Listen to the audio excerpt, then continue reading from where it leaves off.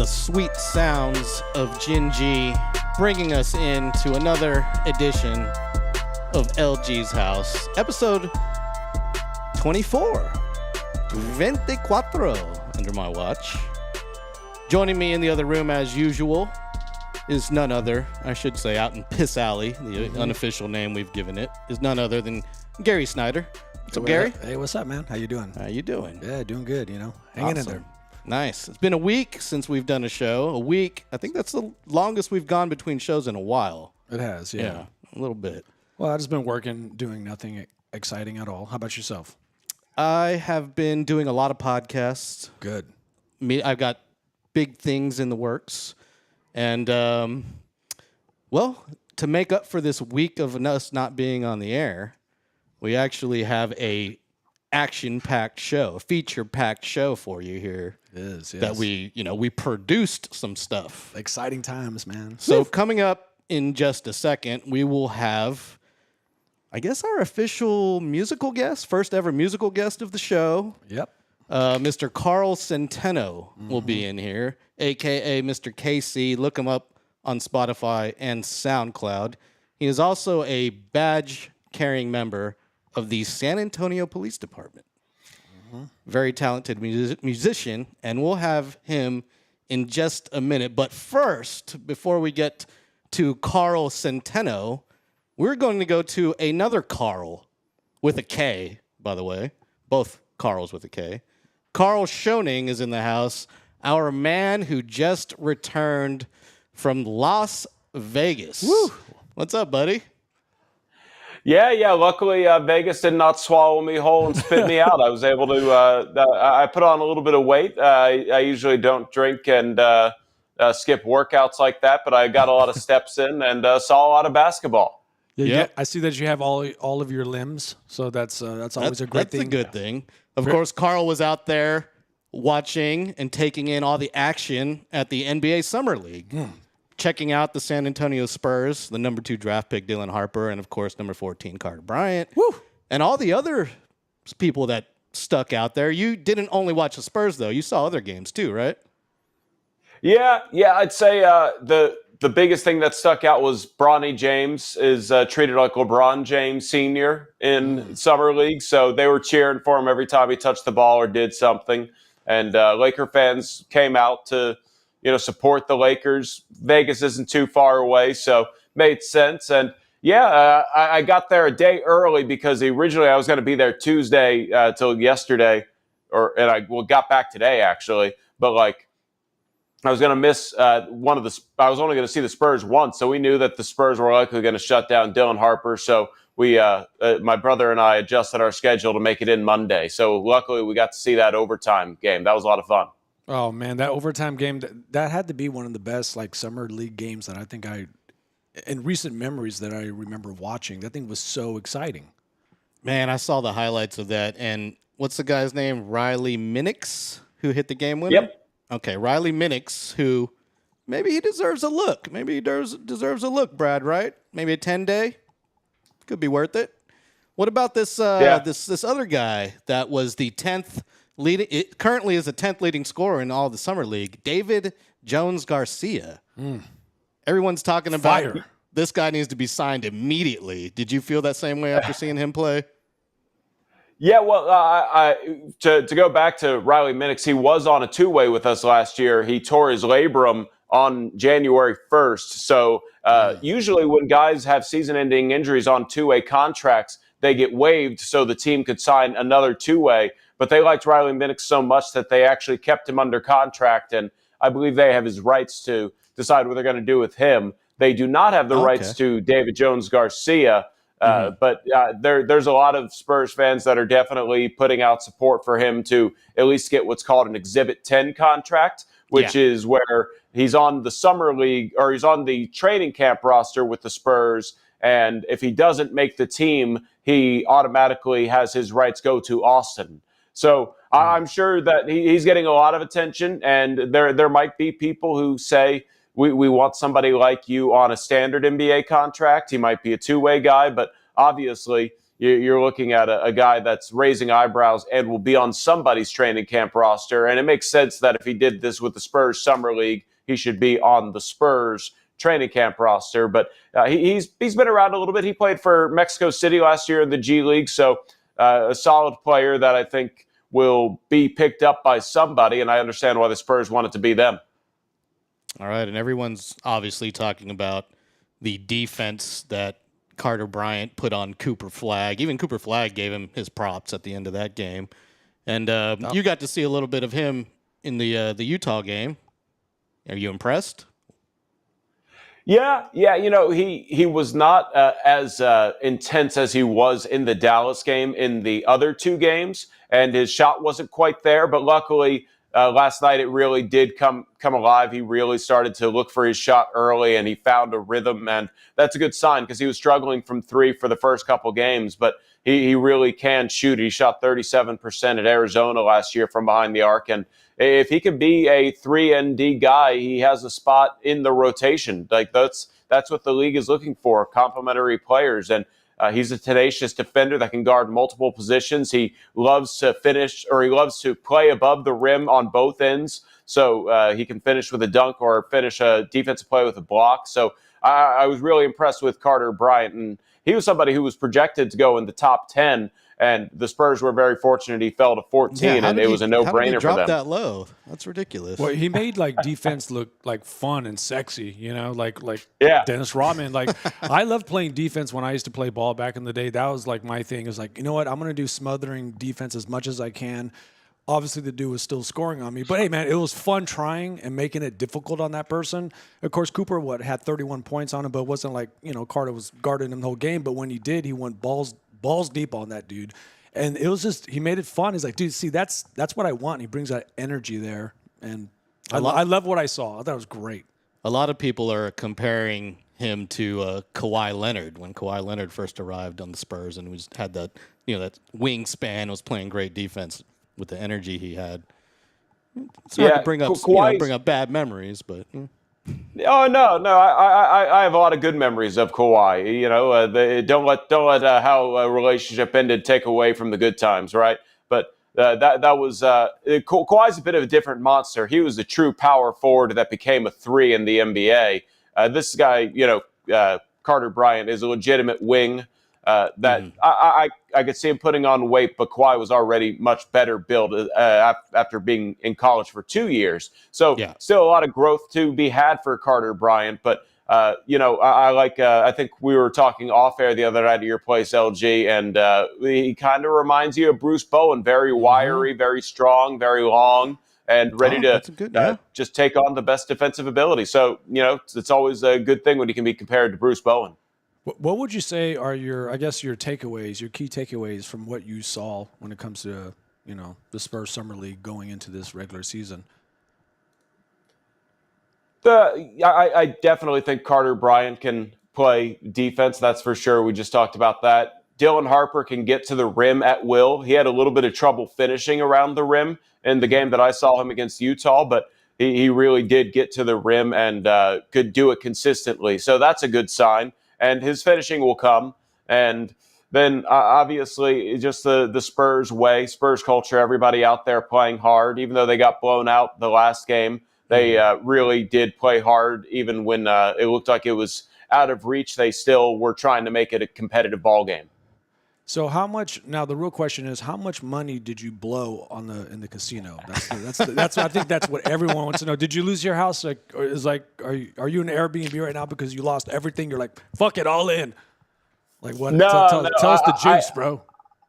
I had a $100 limit that I gave myself. I went to the blackjack table because I know how to count to 21, and I actually learned a lot more about blackjack through that. It was kind of weak. I should have probably gone to a bit higher stakes of a table. I went to a $10 table, and because of that, the push for the dealer was 22. So they could essentially go one over and bust, or they would beat you with 21. So I needed to learn that lesson, I guess. But I was able to keep those minimum bets going for about an hour and a half. I got some solid entertainment out of it. But hindsight, I should have, when I was up $30 left. And I was going to leave at $50 up, but oh well. Yeah, I'm not a gambling guy at all. Is it the World Series of Poker going on right now, or did it just happen or something like that? Yeah, I think it might be going on right now. And anyone in the chat that knows, please respond to that. I think it might be going on. I'm not too sure, but whatever. I'm not a gambling guy. I'm very cheap with my cash. I hold on to it nice and tight. That looked kind of fucked up when I did that. It just ended. Yeah, it ended on the 16th. Oh, okay. Yeah. Okay. Oh, good. Yeah, I don't play poker. It takes way too long. I'm not going to do it. Especially Texas. Yeah, and then and those tournaments. That's crazy. I've had friends that go to Vegas with me, and I won't see them for 48 hours, and they're literally playing 12-hour tournaments. Yep, it's ridiculous. My homeboy moved to LA because he wanted to be a professional poker player, and not LA, Las Vegas. And he's actually he went there for the poker championships or just try to get involved with all that. Obviously, it wasn't really working out too much for him, but I mean, it's a hard thing, man. It's a hard life. It is, man. So. You lost $100 at blackjack. Is that your preferred game of choice? Yeah, because like you were talking about, poker just sort of takes too long. There's too many wagers. You get a hand, there's nothing too much that can really happen to that hand, and then you move on to the next one. So I feel like I played a solid 70 hands, something along that line. So, nice. Early, I was getting a little worried I'd be out quickly because I was down. It's a lot of hands. $70 pretty quick. But then I started to work my way back up, and then I lost it all eventually. Hell yeah, man. Was that so? How much time did you spend on the strip compared to at the basketball arena? Well, the games started around 1:30, so I think we went out there for several hours before for a couple days. I think it was the Wednesday. I was just basketballed out. I had seen 7 games or whatever, and I was just like, okay, I'm gonna I talked my brother into just going to the strip all day, and it was cool. It's very fake. The entire place. It has a fake New York. It is fake everything. Paris, the facade, pyramid, Venetian, pyramid. Yeah, there were monks trying to get me to donate to their temple, and I was like, no, that's obviously fake. Yeah, the temple of alcohol or something like that. Did you go to Fremont? Yeah. I love Fremont Street. That's my favorite spot in the whole Old Vegas. Whole freaking thing. Did you happen to see Old Vegas, Fremont Street? Probably not. No. Next time. I would say that I started off south, at the Luxor and such, and worked my way up north to the Wynn. Yeah, the Sphere is cool. You can walk the whole damn strip. That's a far walk. Yeah. Luxor to the Wynn is not a short walk. We split it up into 2 days, but I pretty much was already there when we did go from the Luxor to Wynn. So yeah, I have not walked that many steps in a long time, for the course of a week. But unfortunately, I still gained weight. So that's what you get for drinking and eating out all the time, because you're kind of stuck with what you got, and they have a lot of very cheap, quick food over there. Yeah. $5.99 buffets all day, baby. All right, back to basketball real quick. We mentioned a few key players, Riley Minix and Jones Garcia, and, of course, the 2 draft picks. Anybody else stand out to you on the Spurs? I don't want to give anybody else really kind of too much credit. I'm trying to think. I like Osai Osifo and Ibrahima Diallo. They were both players on the Austin Spurs, and I think that they're going to probably return to the Austin Spurs. But if you're a Spurs fan trying to hear who's the diamond in the rough that's going to be on the Spurs roster and maybe play minutes, probably nobody you haven't heard yet, because that the Summer League really is a chance for guys to solidify their G League contracts or maybe get picked up by a European team. I ran into Edere Messina, actually, old Spurs assistant coach. Oh, yeah. And he was probably just there scouting town to see what he would bring over to Italy. So it's a good opportunity for everybody to get better jobs, but we pretty much talked about the ones that Spurs fans would probably pay attention to. Mm-hmm. And it was good seeing Dexter Dennis did play well, though. Who did Dexter? Dexter Dennis. Yeah, he is a good shooter. Dennis? So, okay. Yeah, I could see him earning a contract with somebody. Well, it was good also seeing some of the Spurs starters do support, and they were there, right front row, just watching the players play. And I thought that was really, really cool to see that, Yeah. And Drew shows up in here. He says he wants Carl's opinion on Jones Garcia. Well, we got into that, Drew. You missed it. I think he's a good player. Yeah. Like it's one of those things where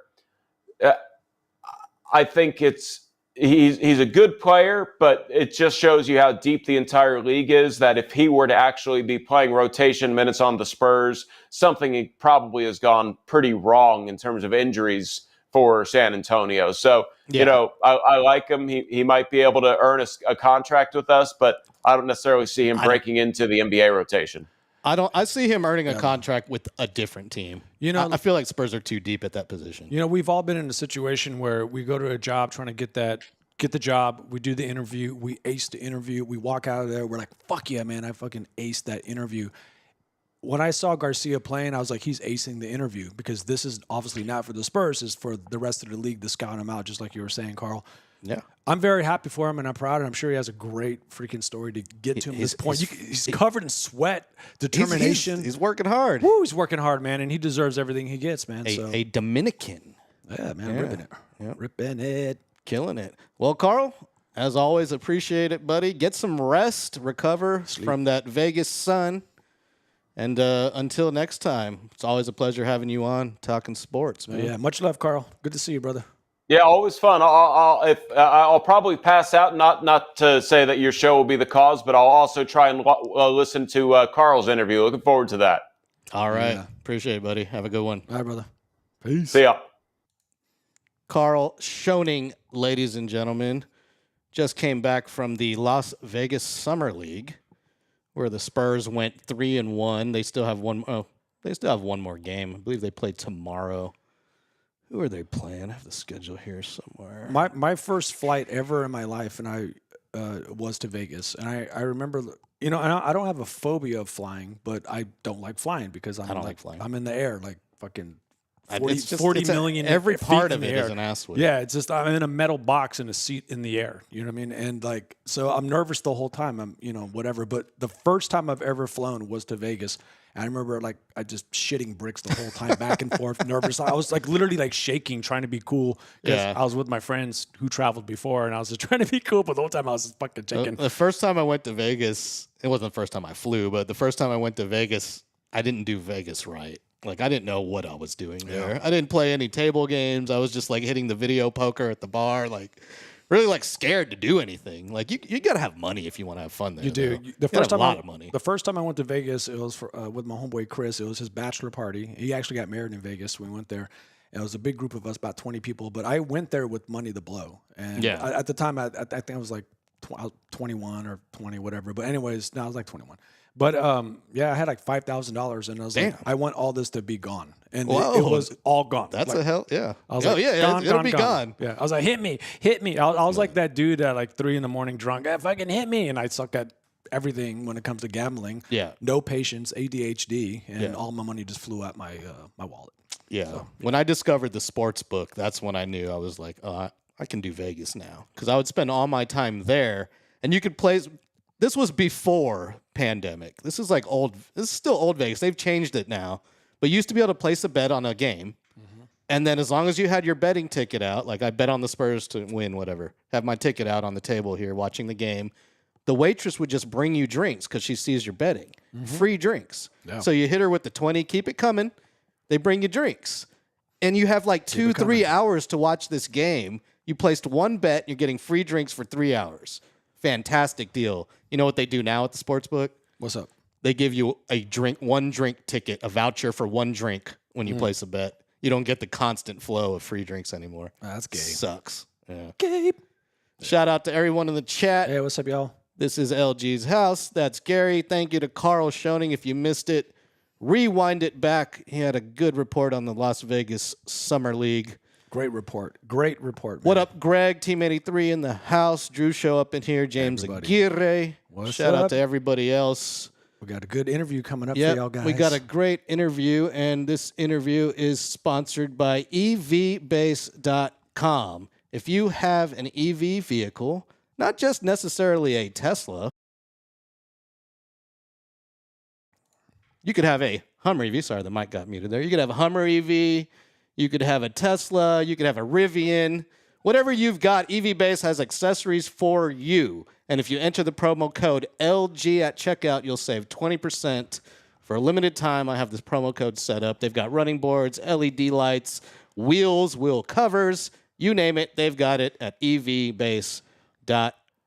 But do they have the balls that sway in the back? That's what I'm looking They for. do not have the truck nuts. They don't have the truck nuts. I want those big old truck where they hit those speed bumps, boop, and they bounce Yeah, up. you're going to have to go somewhere else if you want truck nuts. Yeah. Man, whatever. Greg's Tesla. in here. He says he wants to interview Gary. Hey, what's up, Greg? Yeah, I'm down. I'm always down, bro.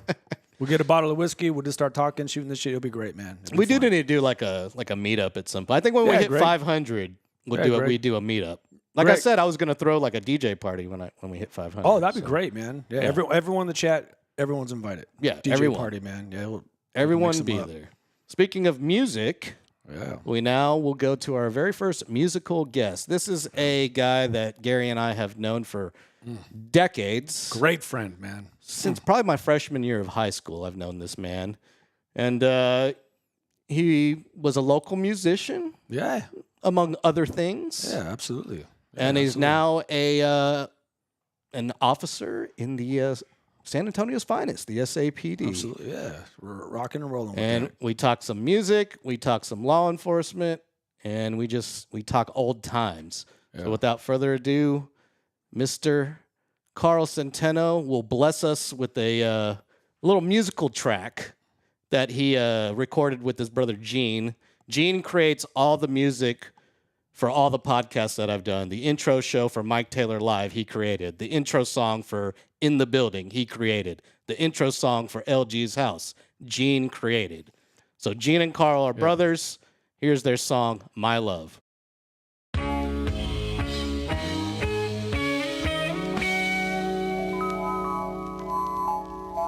Yeah, check it. I love the way you love me, it's not phony. I love the love we have, it's genuine and you're my homie. Everything about you equals love to my soul, G. I love the love you give because the love you give bestows me. It's a lazy afternoon, so let's just kick it. Coltrane on the saxophone, some jazz to get specific. Then let's hit the club on some Goombia, some lit shit. Back to my house, now it's time for the explicit. To feel the love that I have, you love the love that I give. You love my loving so much, you wanna do it again. That's right, homie, you're my one and only. I'll never leave you lonely, listening to Tony. Don't say you leave it, just say you stay, yeah. I'll be right here by your side. My heart, you can have it, and if you have it, no return, it's yours for life. So all of the love I have to give, it's yours and yours it is. I want you to know that I wanna love you all the time, and I will never see the sunrise without you. Everything that is you is me. You are my love.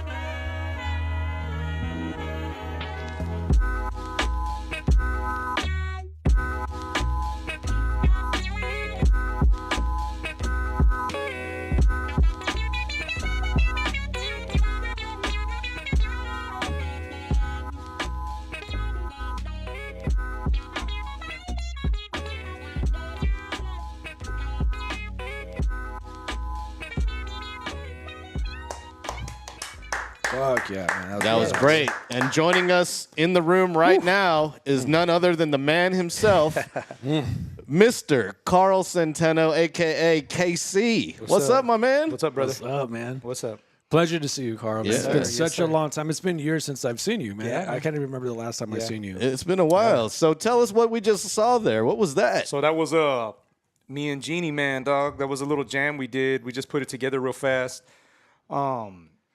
I wrote it real quick. He had a beat. I was like, that's a dope beat. So when I used to be stationed for my part-time military duty in Austin, and that's where Genie lives. So I would be like, you got any beats? I would stay at his crib because it's better than staying at his house instead of staying on base. You know what I'm saying? Like, he lives down the street. I'll stay at his house, man. It's much better. I have a bed. You know what I'm saying? I got little snacks and shit. But you know, he's got his lab, so he's always got a bunch of beats, man. The guy's like, dog, he's got infinite beats for many years, dude. He's got 20 plus years of dope, stellar beats in the dungeon. Yes, and he created the intro beat for this show, actually. Yeah. And he can cook them up real quick, you know what I'm saying? But the majority of them are never going to be used, bro. You know what I'm saying? I love that. Like, this is the thing that I just love about Gene's talent and your talent. Is that his throwaway beats are or the best beats I wish I can produce because he's just so damn good. Yeah, and I was always impressed by y'all's musicality. Where did that come from? Is that just a desire, the love for music? Is it in the family? It came from my dad, dog. You know what I'm saying? Like, it came from both of our parents. Okay, like, you know what I'm saying? My dad's whole family, they all taught themselves music. They can all sing their ass off. They can all play guitar, multiple instruments. They're not like masters of the instruments, but they can just hold it down and sing and get in the pocket. They're very talented. And my dad always had like a local band growing up. Like fucking San Antonio, one of their best pop cover bands. They would like do Tejano. Nice. Pop, Billy Ocean, everything, bro. You know what I'm saying? Man, my awesome. dad had so many dope gigs, and we were right there next to him the whole time. At all the gigs, we were always there, man. Just like little kids sitting at the bar during sound check, whatever. Band practice at my house or at my dad's friend's house. We tag along. Was your dad on any like albums or was it not just... that I know of, man? He was just really good, man. You know what I'm saying? Like his band was known for a local cover band. You know what I'm saying? For San Antonio style cover band.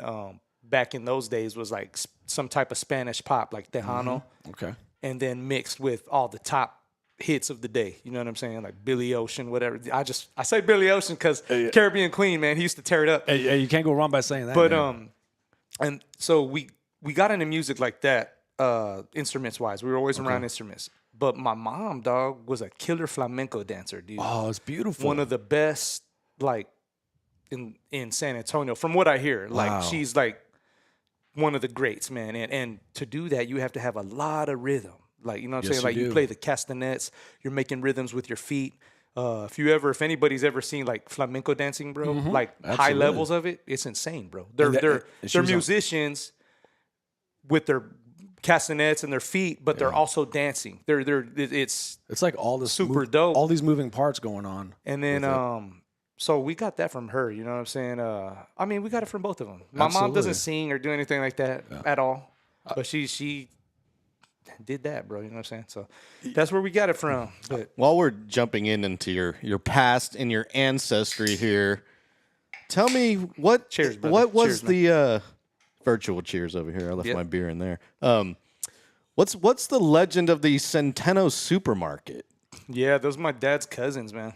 Okay. Yeah. That was like a famous supermarket here in San Antonio? Yeah, man. He told me about this, and I was like, wait a minute. What? Yeah.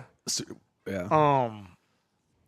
It was predominantly like on the east side and west side. It could be south side maybe back in the day. But that's my dad's cousins. I think his name was Joe and Eloy. They're like the owners. That side. It's basically my grandpa's brother's business. And I think they like did some deal with HEB or something. HEB bought them out or something. I think something, and then it bought them out or ran them out. I don't know, bro. I don't know, man. I don't know, man. I don't know, man. But that's how that went. So yeah, but that's the fam, dude. That's the bloodline. I don't have nothing to do with it, but so also for the audience, like we all three are connected. We all know each other. I've known Gene for what, a couple decades now, maybe plus. I remember the first time I met you. It was at a house party. Yeah, and we all, of course, share. Rest in peace, Jeff, as a friend. Baby. He was the one that kind of brought us all together in a way. he was like, you got to meet my homeboy Carl. He freestyles because I was getting into freestyle. Yeah, yeah. And you know me, I fucking suck, but I have Nah, fun. man, we have It's- fun, man. It's fun. But he's like, you got to hear Carl freestyle. Come on, you know I say, hey, gonorrhea, mamma mia, diarrhea. Like, you know, I was always saying dumb shit, and so I'm like, I wonder which one's Carl. 'Cause he didn't tell me what you look like. Yeah, so yeah. we step in the party. I see it off to the side, a cipher going, and I hear this person just rhyming, and he's rhyming like he's playing trumpet. Yeah. And I was like, who's that? He's like, you know, that's Carl. I was like, damn, he's good. And you were just saying all this crazy stuff, but the way you were rhyming was like a crazy trumpet little player. kid, man, with a lot of creativity at that time. And then when I met you, you're like, yeah, I play. And it was like, it just all made sense. Yeah. So yeah, your musicality was just something I was just always floored by. You just always Thanks, man. had that. Yeah, I mean, it was. God blesses people with certain things, man. Like that came natural. What is your favorite musician of all time? I don't have one, bro. Yeah, it's just all I over can't. the That's a board. tough never, question, I could man. never answer that. Yeah. Okay. Yeah, Tough question. yeah, I don't. What are some of your major influences? I'm psycho, bro. It's everything. There's like it's a Everything. wide range. Because you like metal, you like everything, country, bro. you like everything. Like the across older board. I get, I listen to way less of what I grew up on, like R&B and hip hop and all Same, that stuff. same. I don't know, maybe because I listen to it so much. Like the older I get now, I listen to like I'm kind of bored with music, bro. Like I'm not like I need to hear music today and this and that. I think I'm a little burnt out on it. Dude, I was just So, talking to Lawrence about yeah, that. Like I don't listen to music that much Yeah, anymore. no, I don't. Man. I'm actually kind of quiet in the car with my Yeah. thoughts. Like, man, it's crazy. I listen to YouTube and shit. Yeah. If I'm on a long drive, I just listen to like YouTube. anything, you Yeah. know. Pull up an don't get me episode of wrong. LG's house. You know? I still love music, bro. Like, you know, I still love it, but like, it's not I'm not pumping music all day. You know what I'm saying? How did I listen to everything though. How did you and Lawrence meet? I don't think I know that story. Probably through Mike. I think I met you through Mike, man. Because I think I knew Mike before I knew you, his older brother. Older brother. Probably yeah. so. Yeah. I don't know the exact day. Yeah, I don't know, man. It might have been through Chris Toomey, actually, and Sean. You know what? Yeah. Yeah. Because I was best friends right. with Chris Toomey right. and Sean Toomey Yeah. because I was trying to be a DJ and I was Yeah. learning from Sean at the time. Yeah.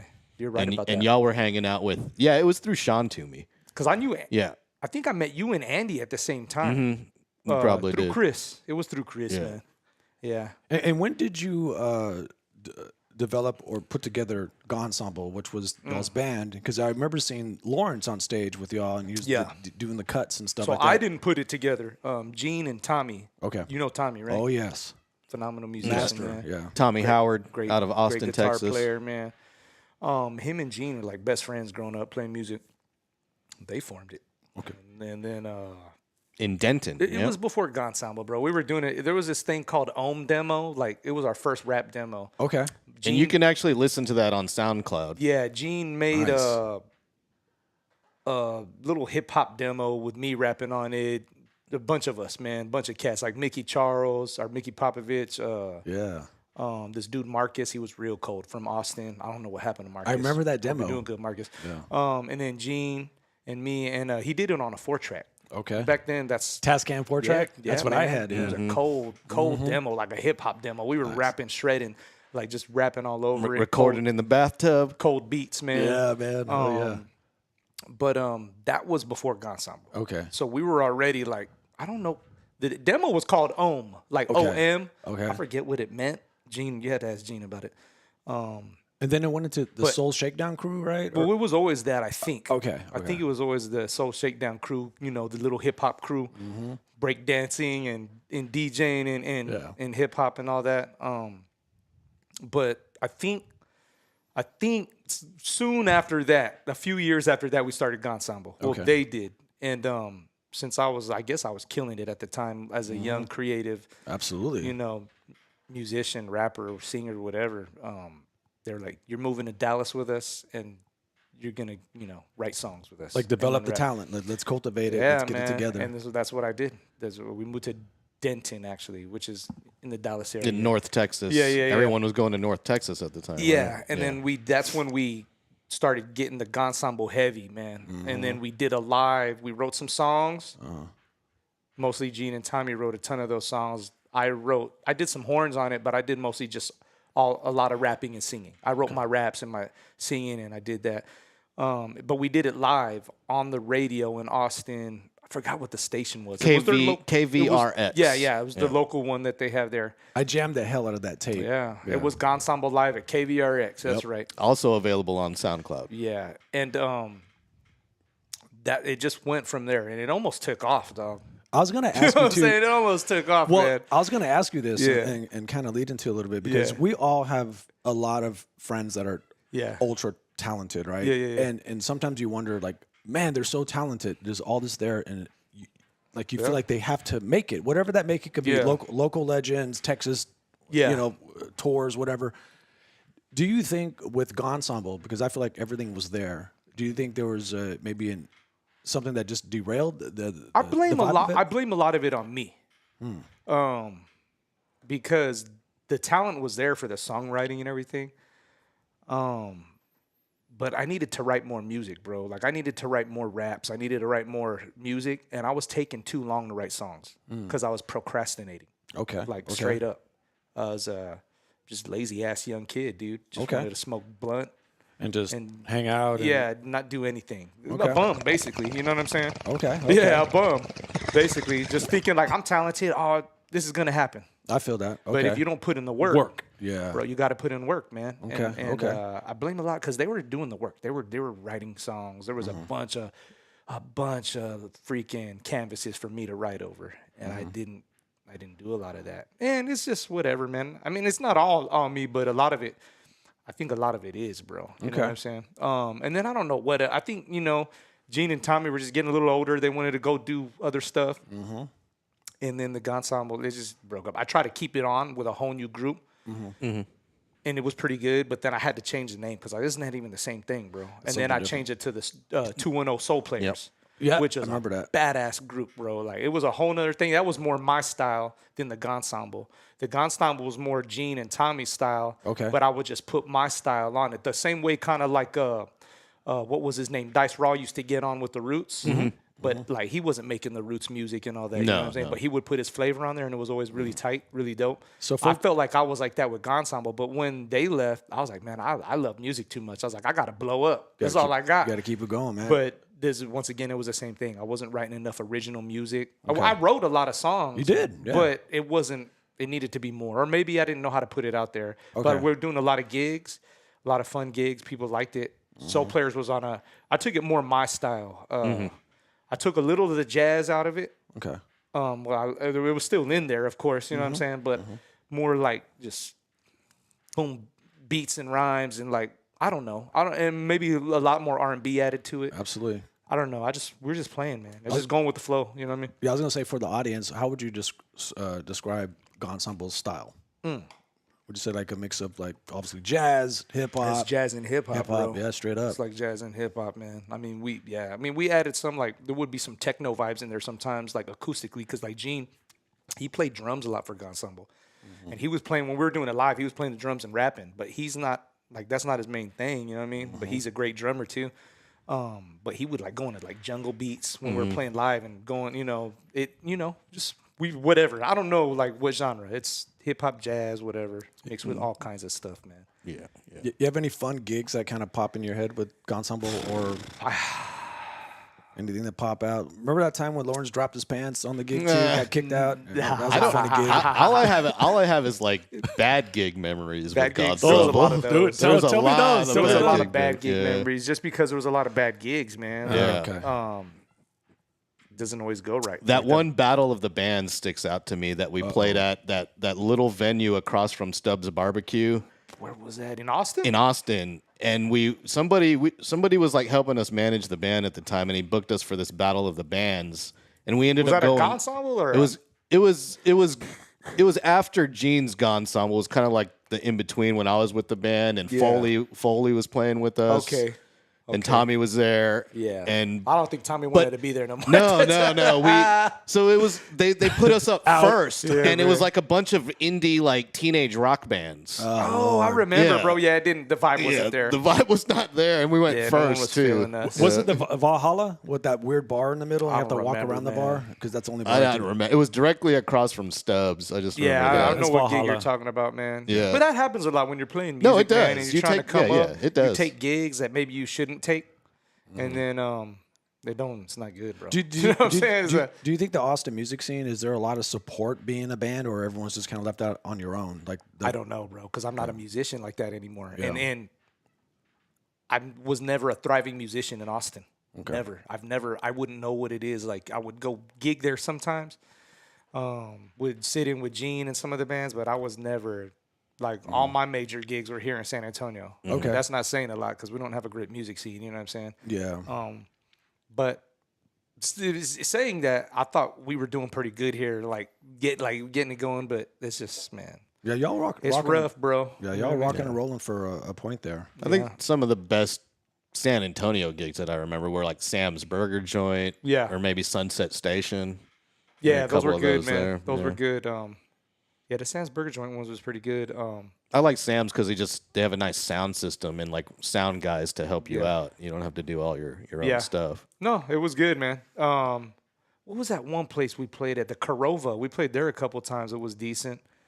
That was 210. I saw. Yeah, that was with Soul Players. I saw y'all out there. And then we had a bunch at Rebar and Rev Room. Yeah, good old Rebar. Some of them were good, and a lot of them were just like nightmares, man. You know? We kind of got real jam bandy on some of those.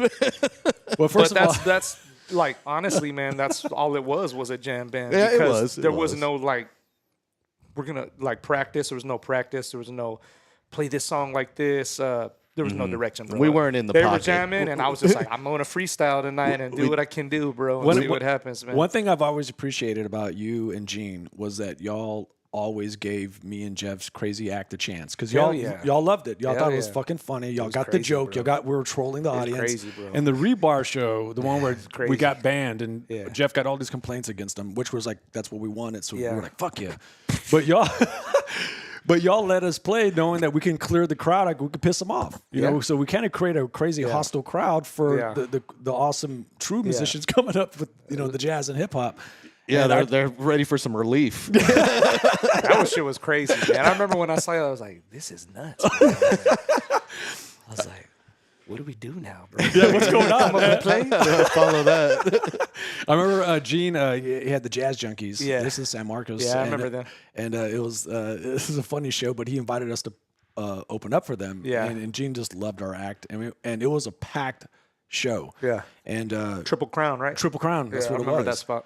And me and Jeff go on and we do our thing. We're making fun of everybody. We cleared it all out. Yeah. And I felt so bad. And I remember I was walking off the stage and I was like, dude, I'm so sorry, Gene. And he's like, nah, dude, that's fucking awesome. It was too grimy for the people, man. You know what I mean? It was too messed up. It was too much in the blue, man. Yeah, well, shoot, man. When you're young and you're an artist, man, you do whatever, man. You do what comes like from the soul. You know what I mean? And see, and y'all appreciated that. Y'all got what we were trying to do. We were wild too back then. You know what I'm man. saying? So of course we would want that. You know what I mean? Yeah. Like, hell yeah, Y'all man. were punk rock, man. Yeah, For real. metal. Metal, punk whatever, rock, all man. that stuff. So Yep. I always appreciated that mindset. It was sophisticated musician stuff, but it could get grimy. And y'all have that spectrum. Yeah. And that was something that I feel like it's super, like, that's badass. That's complex. A lot of people don't have that complexity. But it's totally different now anyway. I don't even know what music's out these days, bro. Yeah. You know what I mean? God, now we're like the old man screaming in the clouds, It's maybe? just like I don't keep up with it, man. Like every now and then I hear good stuff on streaming, but for the most part I'm like next. And that could just be me being bored, bro. I just get bored with music. You know what I mean? I love it, and at times like I really need it, and I'll listen to certain things. But Would you say you have a love-hate relationship with music? no hate. Okay. Yeah, no. Maybe frustrated. I know that No hate, bro. I love I music, just but get burnt out on shit. You know what I mean? Music frustrated me because I'm not a music. You know, I don't have the skill set, and I didn't put the work in to get You better. got skills, bro. Well, thank you. But I just feel like I didn't put that work in to get good. You know what I mean? Yeah. I was lazy with it. You know what I mean? That was my problem too. That was my problem too. Like I procrastinated on actually learning the chords, learning what to do, how to make it better. So my music stayed at a certain low level, and the only time I played it was when I was in the studio to make the beats for Jeff or whoever. Yeah. And it just stayed That's low. good, though, man.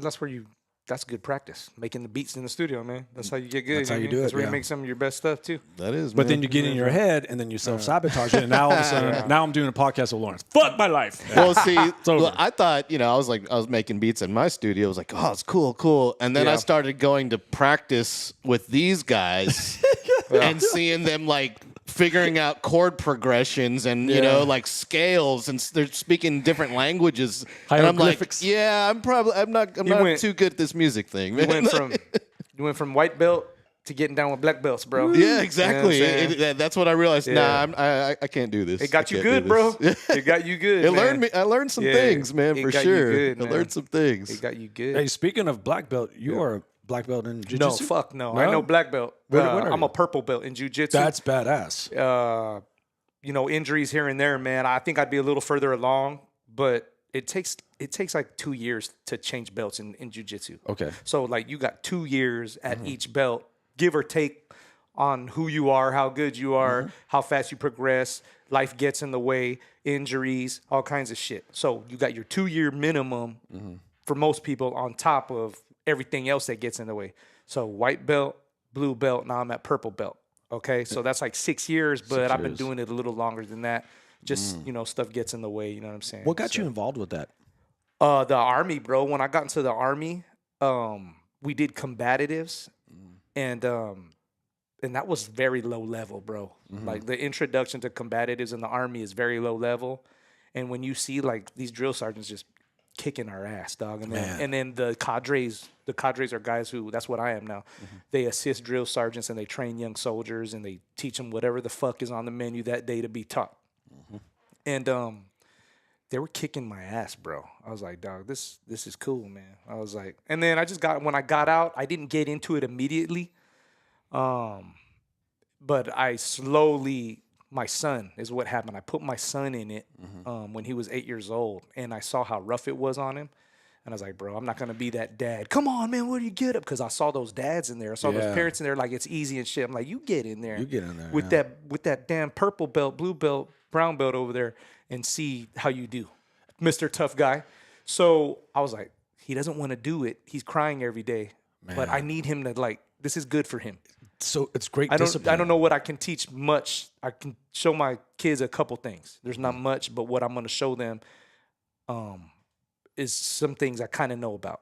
And I can, like, lead them in that.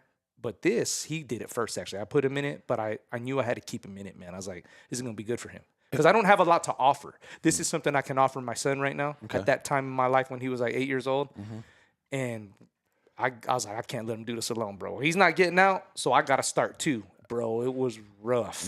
It was rough, man. Very humbling, right? And it's still humbling. It's still humbling till this day. Are you focusing on any particular jiu-jitsu style, like House of Gracie or? So yeah, there's no Gracie. The traditional Gracie is a self-defense based jiu-jitsu, which is my favorite. Gotcha. Like my like a combatives based jiu-jitsu, self-defense. So a lot of combat, like mixed martial arts, man. Yeah. So there's jiu-jitsu is great no matter what, bro.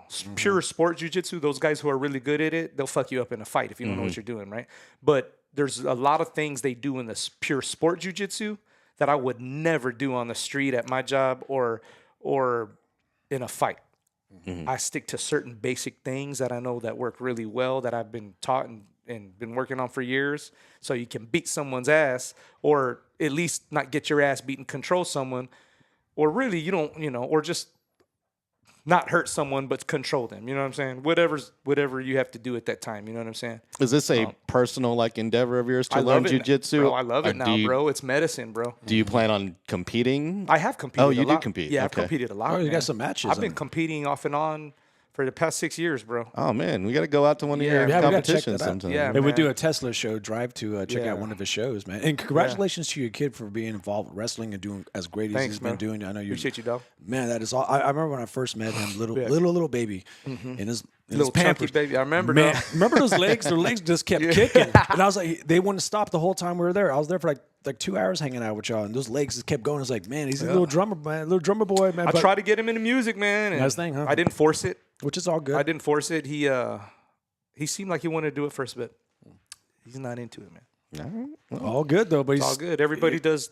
Now he loves wrestling, bro. That's awesome. I wish I had something that gave me a little bit of focus and discipline too when I was a kid, because like when we met each other, we're like 20, 19, 21, something like that. Yeah. We're lost. And, big time, bro. And when I heard about you joining the Army, I was like, that's awesome, because I know that every time we had talks, we would talk about how lost we were, and we're just trying to find something to get involved with. We needed discipline. That's the main reason why I did it. Well, because my son. Yeah. You know what I'm saying? It was like I couldn't be Motivation. a bum. I couldn't be a bum anymore, bro. And really, that's what I was, even after I had him.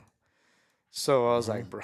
It's like a reality check. I got to get my shit together. I'm not qualified for much. It was hard to get into the Army because of my past, but I got in, God willing, and you know I had to take advantage of that, bro. Once I got in, bro, I had to stick with it, and then it just went into what I'm doing now. You know? Exactly. Well, let's jump in there and talk about that because you were saying like music's everything. I got to blow up. I got to do this. Yeah, when you're young. Yeah. Then life happens. Yeah. You hit this fork in the road. Yeah.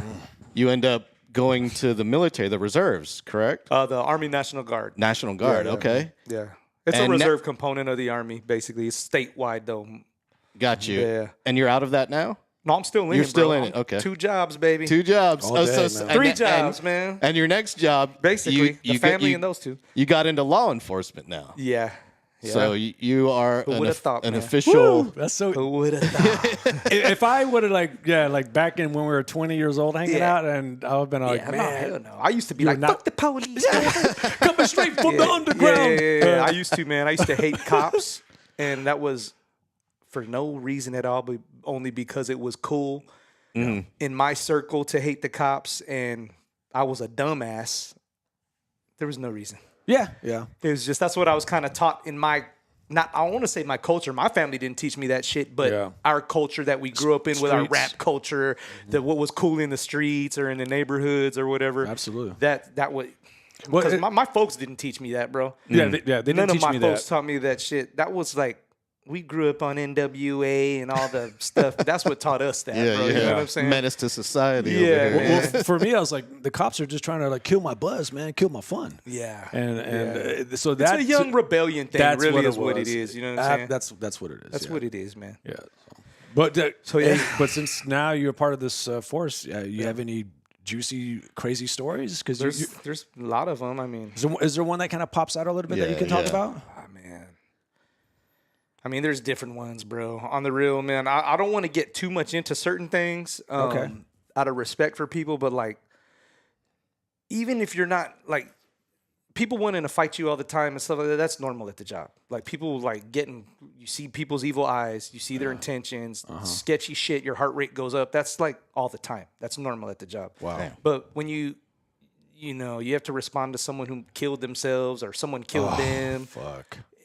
Some deep shit. Yeah, and Damn. but that happens, bro, and whatever, man. There's funny stuff that happens too, you know what I'm saying? But Do you feel- a lot of cops like we just kind of laugh at everything, bro. You know what I'm saying? So I mean, you think you might get PTSD from I think I've this? had it for years, man. long Even time? before I was a police officer, man. You know what I'm saying? Do they offer therapy for y'all? Like free therapy? or- There's sources, man, but they're pretty much a like, lot of police, not all, but a lot of police officers are like veterans or military, and they get stuff through the VA. You know what I'm saying? Veteran affairs, counseling or whatever, man. You know what I'm saying? You mentioned a lot of funny stuff happens. What's one of the funniest calls you've ever had to be respond ass. to? Something with anal. Has to be like light bulb. Damn, and son. then butt Well, time. Butt stuff. Public lewdness stuff is funny, bro. You know what I'm saying? Like people, Hey, don't bring that up, man. That was people a, humping in public and they think they're hiding or somewhere. Hey, you that know was what a I'm hard saying? time in my life, man. I'm like, Don't bro, bring you that know up. there's like a camera right there or something, like people can see you, man.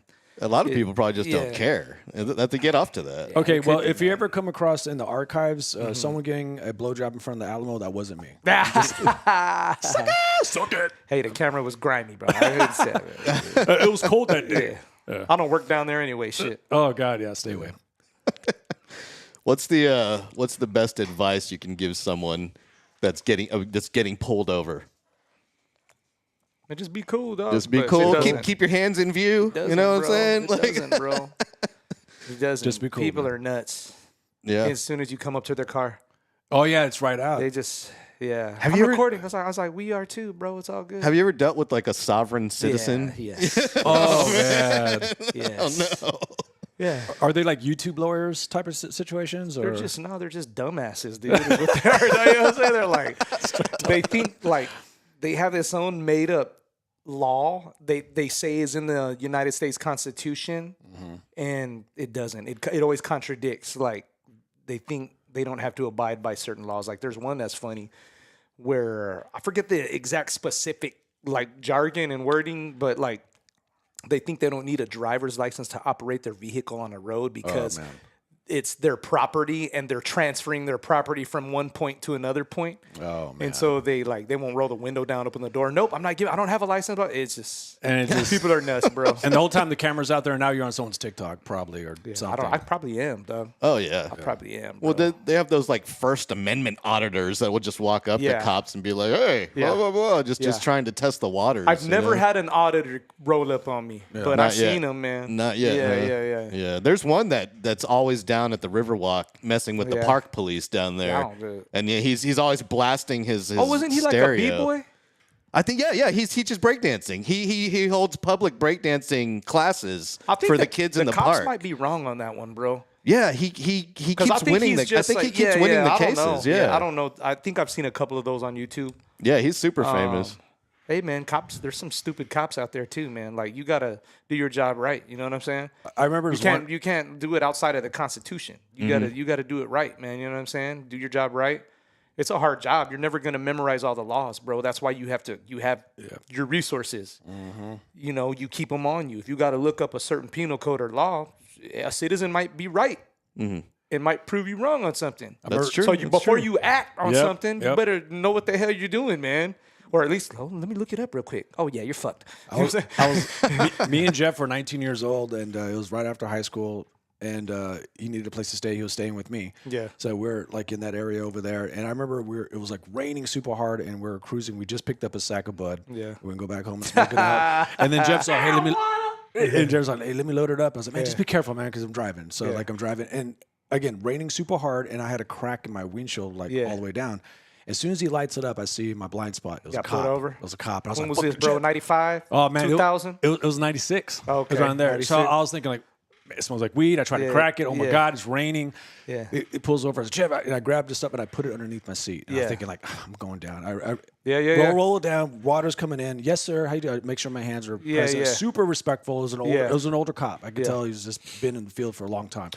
Step out the car. I was like, okay. He pulls me to his car. He's like, if I search that car, am I going to find weed? Of course they or can marijuana. And I was like, sir, I don't even smoke that stuff, sir. I Lie, don't even fake it touch to make it? Yeah. But I was grown man eye contact. He could tell I was nervous. He could tell I was like, I'm fucked. But I could tell he was processing, like, you know what? He's being cool. Like, I don't want to do the paperwork. Maybe I'm gonna let him go. And he's like, you know what? I know he smelled the bud. Yeah, that's why he asked you, man. That's why he asked me. And he let me go. And I remember I took off. I was like, oh my God! I just shit my diaper, man. It was crazy. But it could be at a cop's discretion in a way. It is their discretion. Yeah. There's no like law that says like they have to arrest you for certain things. There's only one, dog, and that's like there might be more than one, but the one that's for sure is like a protective order for family violence or anything like that. If someone that has a protective order on them is next to someone that has that protective order against them, and that protective order is valid at that time, it's a must. It's not your discretion, bro. Okay. You'll get in trouble if you don't do your damn job. And the most dangerous call is a domestic violence call. Because that's where it really escalates, right? Yeah, it gets people are crazy, dude. People are crazy. But a lot of things are discretion, bro. You know what I'm saying? I mean, speaking of that, with all the legal Delta 8 fake marijuana that's being sold around town, how are cops able to tell nobody's if you're smoking real shit, weed or fake weed? Do you just ignore everyone smoking weed now, or no? They don't. Nobody's like going out of their way to deal with that shit. Yeah. Now, so it's just low priority. Like there's more crazy shit going on. Now, if you get pulled over and this dude seems super sketchy or something, or wherever you get called to, and that person seems real sketchy, and you smell it, or you see it in plain view, or you smell it, that's your probable cause. Okay. Now you use that to see if you can get a psycho off the street if you think that's what that person is. If you know what I mean. Makes sense, yeah. But like they don't know. Like if you see you don't have like a testing kit or anything. You can't be like, oh, this has more THC. Kits. Oh, you do. But it tests for like real weed and shit, or real THC. You know what I mean? Like real THC, or I'm not saying the other THC is not real, but whatever it's the hell loophole. Delta crap. You know what I mean? That loophole's crazy. Yeah. Like so the little test kits, like they test for like meth, amphetamines, cocaine, heroin, all there's different fentanyl and ones. stuff, There's yeah. different ones, man. And then the THC one is like a THC one. And You see that they have mushrooms now they sell at these head shops, and like I had I don't friends know. take I them. don't even go into those. Yeah, I'm not trying to like let me bust you. Well, bro. cops like when they find edibles, they don't do much with them. Stop snitching, Because Gary. I know, there's bro. there's not like testing for it really. Yeah, you know what yeah. I'm saying? Like they'll take it, and then depending on the agency, they'll do what they do. I don't know, bro. So You know I what I'm saying? always heard if like you got busted here in Texas with like edibles or like the concentrated like wax that they have No, now. concentrated wax. it's no, like a that's felony. Okay, that's what I thought so. Yeah. That's a felony, bro. Okay. But the district attorney in Bexar County doesn't really do much with it.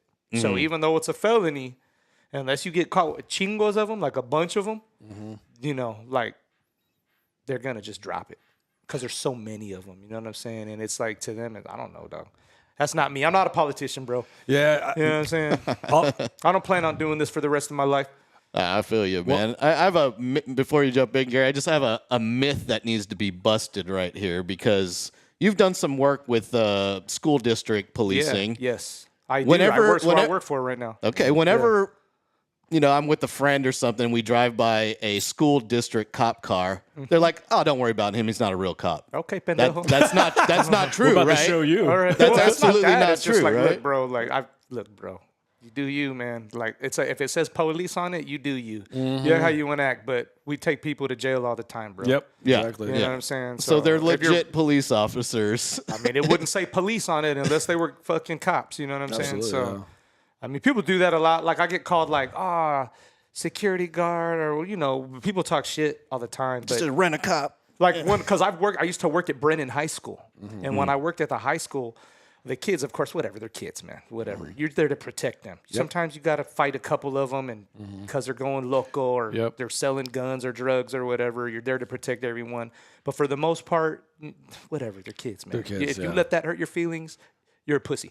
Yeah. So, it's some of the crazy parents that'll show up when you're working at the high schools, man. Like some of them these are humans, right? They don't care if it's a school. Some of them are ex-convicts. Some of them are bipolar. Some of them are who knows what the fuck.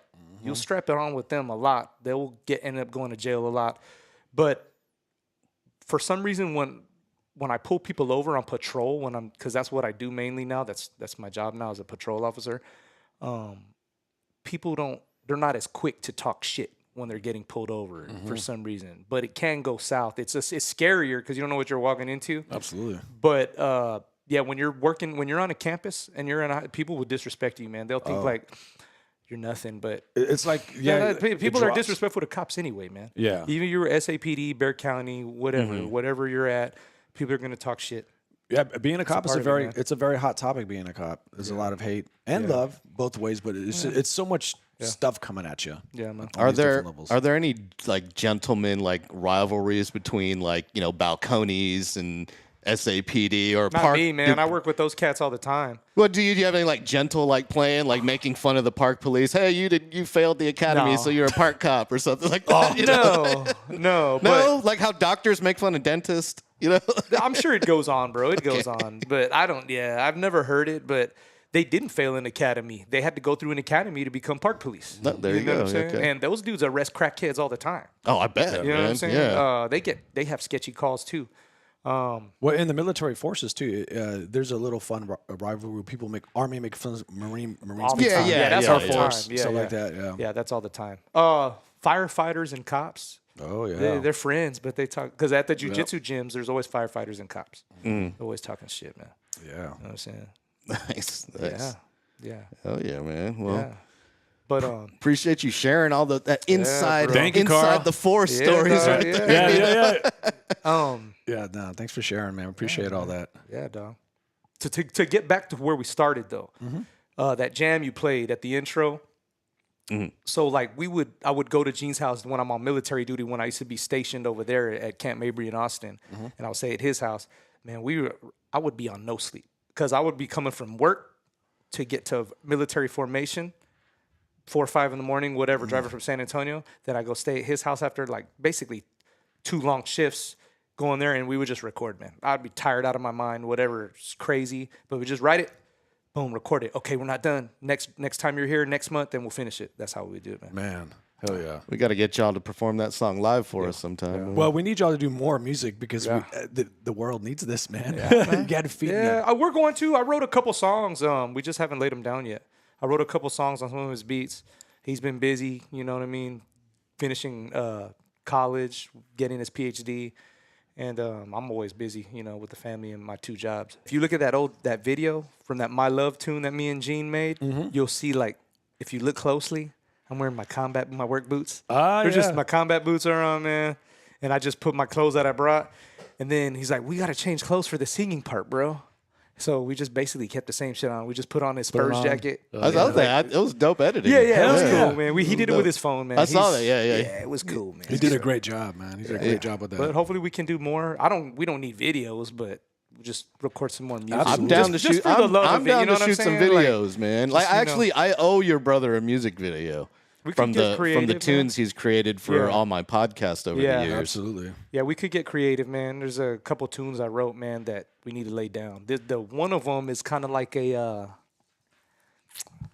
kind of like a house beat, kind of, man. But it's like R&B house. I don't know how to explain it, man. You'll see. You'll see. You know what I'm saying? So, oh man, we can't wait. Sounds dope. Yeah. What's the Spotify called? Is it I don't know what Gene put it on. It's either Carl Centeno and Gingy or Gene Centeno. I don't know, bro. Okay. I think Lawrence can find it. I'll look it up. I'll put the information on the screen. That's how you know I don't listen to my stuff.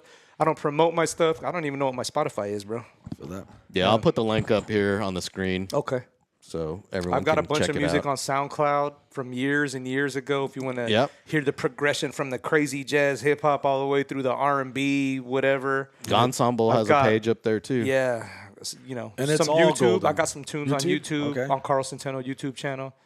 But like I said, I don't promote none of it, dog. It's just there, you know what I mean, from when I used to do it. So. Okay. Is your social media public? Can the people follow you Yeah, somewhere? it's public. Okay. Where do they follow you at? What's your handle? I think it's Carlitos and Fam. Okay. Carlitos and Fam. Carlitos with a K. Yeah, Absolutely. Carlitos and Fam on Instagram, and then Facebook is just Carl KC Centeno. All right. Reach out to bro. KC, Officer Carl Centeno. Who would have thought? On the ground. You know, Yeah. Hey, we're I proud lost of you, a lot though. of friends, bro. I lost a Yeah, lot of man. friends. Nah, we're man. proud- It's okay though, man. I'm proud of you, man. So Thank you, proud brother. of you. Hey, So man, proud of your journey, and you keep going. A family man has to do what he has to do. You've grown, man. You have grown. You do what God presents. If you don't take advantage of what God presents to you, then you're gonna lose out on that opportunity. Absolutely. That's what it Well might not said. be what you want, bro. It might not be what you were hoping and dreaming for, but it's a lot better than what a lot of other people have. Take that fucking opportunity and bust your fucking ass and be grateful. And then another door might open later on. You know what I'm saying? And you might be on a completely different path from the one you're on at that moment. I mean, no, I would have never thought in a million years, dog. That's why I would be like. I love your journey. But God. the problem, it's just you can blame it on my children. You know what I'm saying?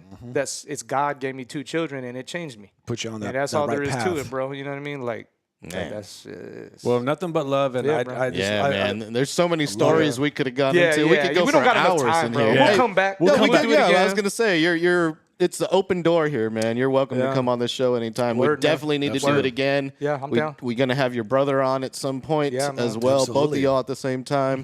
Play And some yeah, music, do something, man. we appreciate you, Carl. And real quick, ready? 3, 2, 1. Bust a freestyle. Oh man, you know I don't rap no more, but Mama I don't know, Ria, bro. gonorrhea. You got me. I told you I don't do music anymore, man. Skin flute, take a shoot. There you go, you triple X motherfucker, man. Nasty ass, Harry Gary, man. Nasty Damn, ass. Jesus. I'm man. just fucking with I you. will though. Hey man, We'll get you next time. I asked Gene for a rap beat the other day, so I plan on tearing one up just for the good old, old break it school, down, just to do it, man. man. So, but I'm gonna have to write on it because Okay. I don't freestyle anymore, man. feel I that. lost that talent a long time ago. I was really good at it, Yes, you were. but when you're a creative little crazy kid, man, I feel your like brain. I feel like we definitely battled a lot of people at parties back in the day, man. Yeah. We did, man. We were like, I was all aggressive with it because I love It's fun. freestyling. It was fun, man. It was a lot of fun back then. Well, next time you'll have to bust out that trumpet, man, for sure. Yeah, The horn. we could put on some instrumentals and I can spit something, man. We'll I'll do just for something, fun. man. We'll We'll figure get it out. something going. We'll get something cooking. Yeah. Hell yeah, man. do it, Mr. baby. Carl Centeno, everybody. Peace.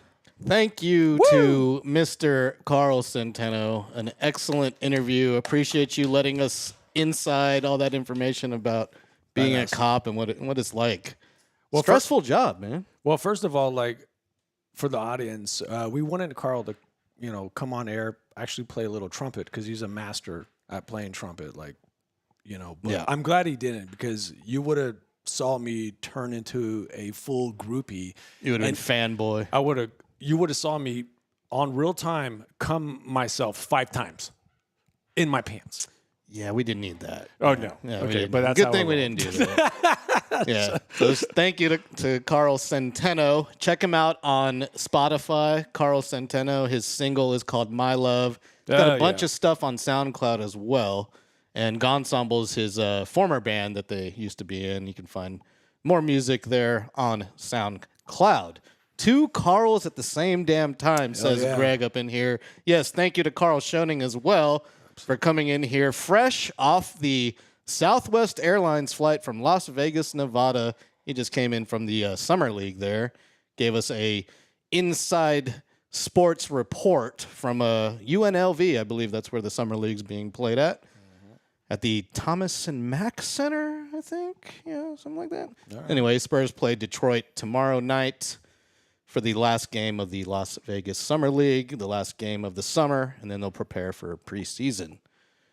This has been an epic episode 24 of LG's House. Hell yeah. I think we can pat ourselves on the back for that. That's a great show, there, man. I dig it, man. And throw the dirt off the shoulder there, too. And going back to Centeno, I love that, like, this guy is such a super talented person. I love that he's so humble about that. If I had just a speck of his talent, I'd be straight up walking around just all like cocky, like who wants to fuck? You know what I mean? Like, you see, he was real. He didn't want to diss any of the other departments and the rival. I know Balcones and Castle Hills go at each other. You know they do. He's a humble. You know they do. That's why I love Alamo him. Heights. Come on, That's gotta why I have love some him. kind of That's why I rivalry. love that guy. He's humble, and I came myself 6 times today. That's too many, man. You need a refractory period for sure. I feel dehydrated. Yeah. Yeah. Shout out to Jeff Garcia at Ken's 5. I appreciate you, Jeff. Check out Jeff's podcast, Locked On Spurs, on YouTube. Dude's got like almost 10,000 subscribers, man. Woo! Awesome, man. Great job, brother. Appreciate you retweeting us and supporting all the shows that I do. Much love, guys. Yep, I'm LG. That's Gary Snyder. We out. Have a good weekend. We'll be back. I'll be back at 8 p.m. on Monday with the Sports Cave with the biggest Puma and the captain. We out. Peace. Peace.